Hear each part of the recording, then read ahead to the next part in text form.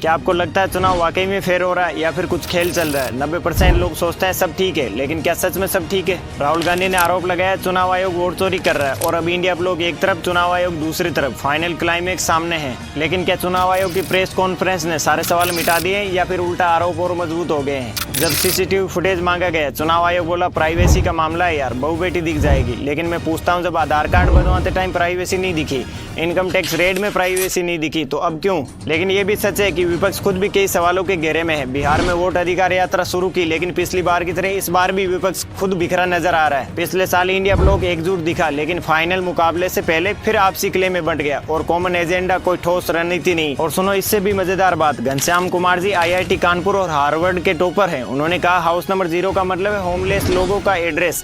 चलो ठीक है, मान लेते हैं, लेकिन भाई फादर्स नेम ABCD होने का क्या मतलब है?